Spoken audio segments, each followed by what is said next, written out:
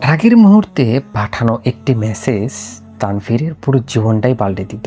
मर्द अस्त आब के नज़दीक खर्दमंद के बपीले दामने पे कार जुयद बला मर्द आका से अस्त अजरूए तहकीक के चू खशम आयदश बातिल नगुयत।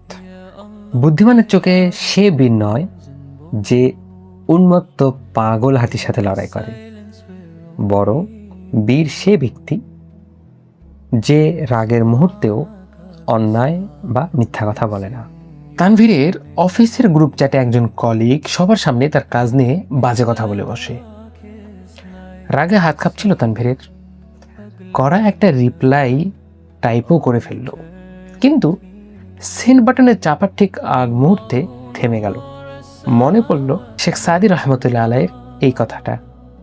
মেসেজটা মুছে শুধু লিখল, পরে সরাসরি কথা বলি। 2 দিন পর জানা গেল কলিগ ভুল তথ্যে এই কথাটা বলেছিল। রাগের মাথায় সেন্ড করলে সম্পর্কটাই নষ্ট হয়ে যেত। শেখ সাদি রহমতুল্লাহ আলাই তার বিখ্যাত কাব্যগ্রন্থ গুলিস্তার মধ্যে এই কবিতাটি পঙ্ক্তিটা লিখেছেন। এটি থেকে বোঝা যায় সম্পর্ক রক্ষায় বা যে কোনো সময় আপনার রেগে যাওয়াকে কন্ট্রোল করতে হবে। যে ব্যক্তি নিজেকে জয় করলো সে আসলে সব কিছুকে জয় করে নিল। সুতরাং রেগে গেলেন তো হেরে গেলেন।